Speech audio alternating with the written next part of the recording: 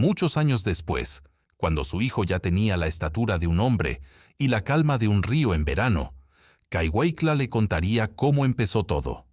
No con heroísmo, no con un grito de guerra, ni un rifle en la mano. Empezó con ella tirada en el barro de la llanura de Nuevo México, incapaz de mover las piernas, con el vientre enorme y el corazón roto en tantos pedazos que ya no recordaba su forma original. Cuéntanos aquí abajo en los comentarios desde qué ciudad nos escuchas. Dale clic al botón de like y si aún no eres parte de este canal, suscríbete ahora. El botón está justo debajo del video y es la mejor manera de asegurarte de que ninguna historia como esta se te escape. Vámonos con la historia. El año era 1882. El territorio de Nuevo México se extendía bajo un cielo tan ancho que parecía que Dios lo había desplegado expresamente para recordarle al hombre lo pequeño que era. No había montañas aquí que ofrecieran sombra, ni cañones que ofrecieran refugio. Solo llanura, pasto amarillo bajo el viento, y la ruta de los soldados que cruzaba de este a oeste como una cicatriz sobre la tierra. Kaihueitla tenía 22 años y pertenecía a los Chiricahua.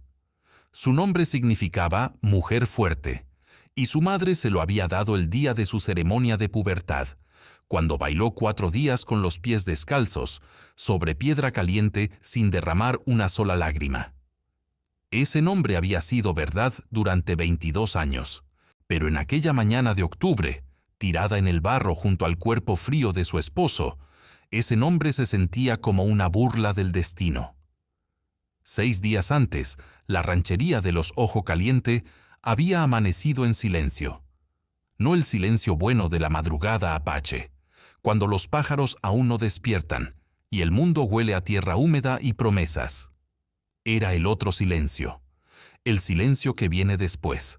Kaihueitla lo había conocido de niña, cuando los soldados del coronel Whitmore quemaron la ranchería de su tía en Cochise County. Había aprendido entonces que ese silencio tiene olor, pólvora, sangre y algo más dulce y más horrible que no quería nombrar. Su esposo se llamaba Narbona.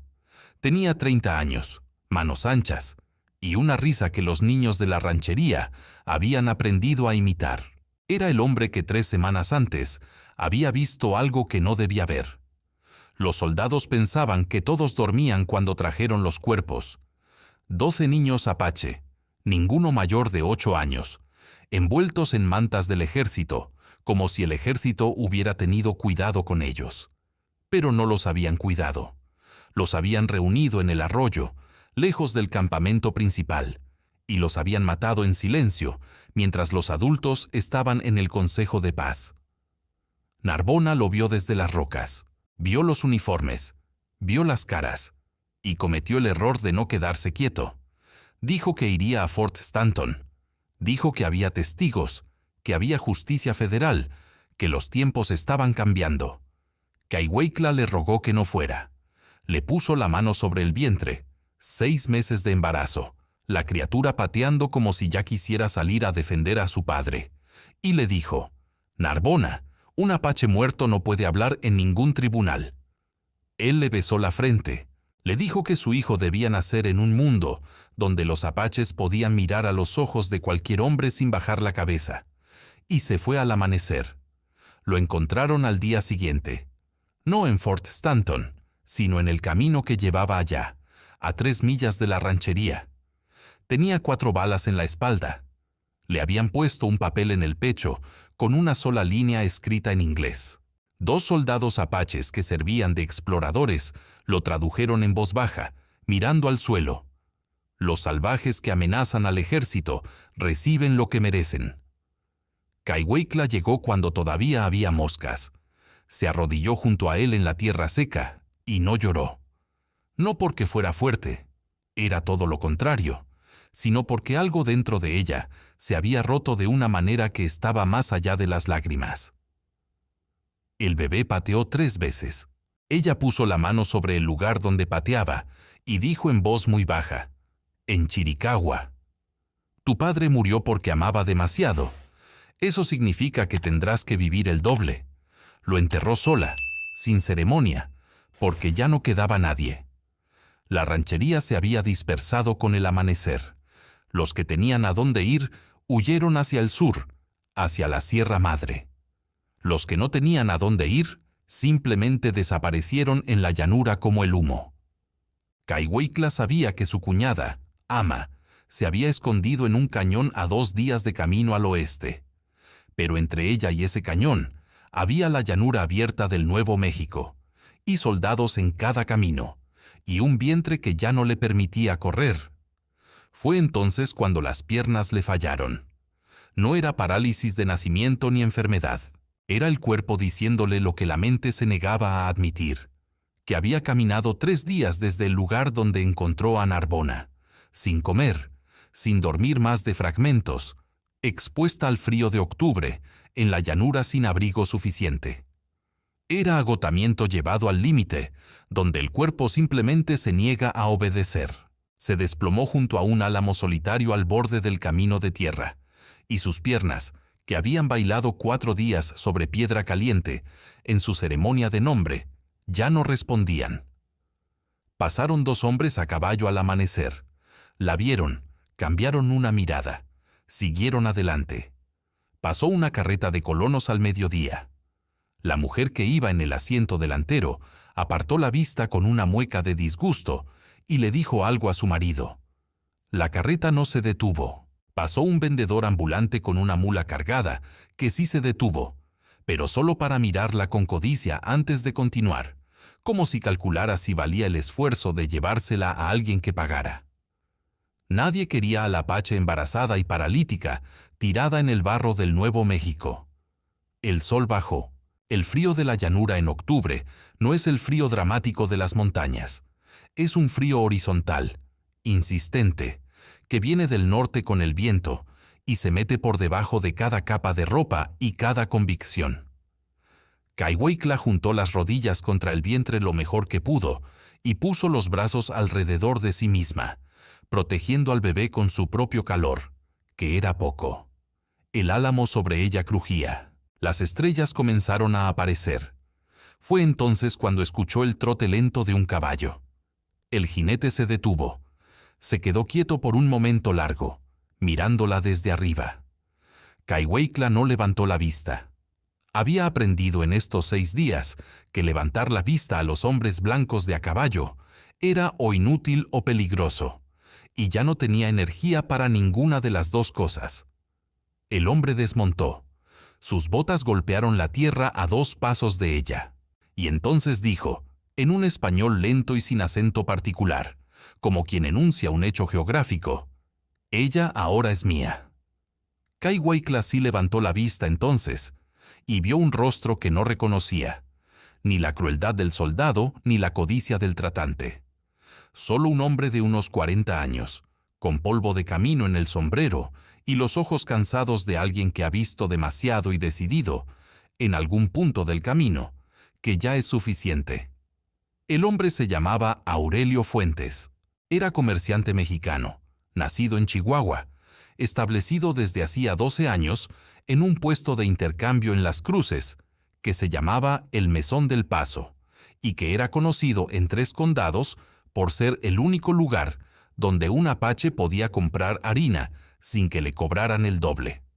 Eso no lo hacía un hombre bueno necesariamente. Lo hacía un hombre pragmático. Los apaches pagaban con pieles y plata, y la plata no tiene raza. Kaihueitla lo supo todo esto después. En ese momento, tirada bajo el álamo, lo que supo fue que el hombre se agachó junto a ella, sin acercarse demasiado, como uno se acerca a un animal herido que podría morder, y dijo en el mismo español sin urgencia, «No te voy a hacer daño, pero si te quedas aquí, amaneces muerta». Ella no respondió. El miedo era ahora algo distinto del terror de los primeros días. Era un miedo quieto, instalado en los huesos como el frío, que ya no gritaba sino que zumbaba de fondo constantemente. «Hay un rancho a 4 millas», continuó el hombre.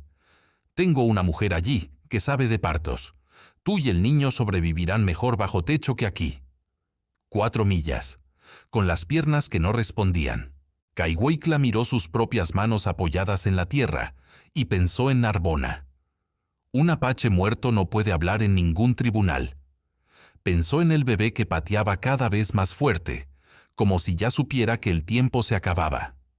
Pensó en Ama, su cuñada, escondida en el cañón al oeste, esperando noticias que quizás nunca llegarían. ¿Por qué?, preguntó finalmente, en español. Su voz sonó extraña, áspera de no hablar en días. Aurelio Fuentes se quedó callado un momento. «Porque vi lo que le hicieron a su aldea», dijo.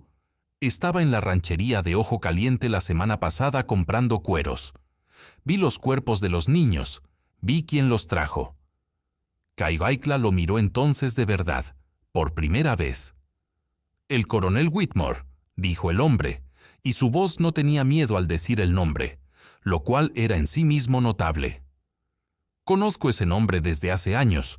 He visto sus obras en 4 rancherías distintas, y nunca he podido hacer nada». Hizo una pausa. «Quizás tú sí puedas». Fue la palabra más extraña que Caigüeycla había escuchado en 6 días. Quizás. No la promesa grandilocuente de un misionero, no la compasión calculada de un reformista del este. Solo un quizás dicho por un hombre de Chihuahua que había visto lo mismo que ella y había decidido, en algún punto, que ver y callar era una forma de complicidad. Ella dejó que la cargara hasta el caballo. No porque confiara en él, no confiaba todavía en nadie que no llevara sangre apache, sino porque el bebé lo requería, y las exigencias del bebé habían comenzado a pesar más que cualquier otra consideración. El rancho era pequeño, 2 cuartos de adobe, un corral con 3 caballos, un jardín descuidado donde crecían quelites entre las malas hierbas. La mujer que salió a recibirlos se llamaba Dolores, era 20 años mayor que Aurelio, y tenía las manos de alguien que ha parteado muchos niños y enterrado algunos. Miró a Caigüeycla con la evaluación rápida de una experta y dijo en español: 7 meses, quizás más. Va a necesitar descanso y comida antes que cualquier otra cosa. El miedo de Caigüeycla no desapareció con el techo sobre su cabeza. Se transformó, se volvió más específico, más técnico. Miedo a que Aurelio Fuentes fuera un espía del coronel Whitmore. Miedo a que Dolores notificara a las autoridades.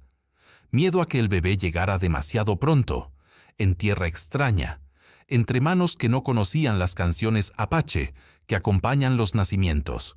Miedo sobre todo a que Narbona hubiera muerto sin dejar ninguna evidencia de lo que vio, y que todo esto, su sufrimiento, el sufrimiento de su pueblo, los 12 niños del arroyo, se hundiera en el silencio inmenso de la llanura sin dejar rastro. Aquella primera noche, Dolores le trajo sopa y le frotó las piernas con aceite caliente hasta que la circulación comenzó a volver. Caigüeycla comió sin hablar, mirando la llama de la vela, calculando rutas de escape, memorizando la disposición de las puertas y los caballos del corral. Nunca dejaba de calcular. Era lo que su madre le había enseñado. Una apache nunca está en un lugar sin saber cómo salir de él. Al día siguiente llegaron 2 hombres del pueblo a buscar a Aurelio. Caigüeycla los escuchó desde el cuarto interior, con la oreja pegada a la pared de adobe. «Se dice que tiene una india apache escondida aquí». «Se dice muchas cosas», respondió Aurelio. «El coronel quiere saber. Hay una apache grávida que escapó de Ojo Caliente. La están buscando». «Aquí no hay nadie así». Silencio. El sonido de botas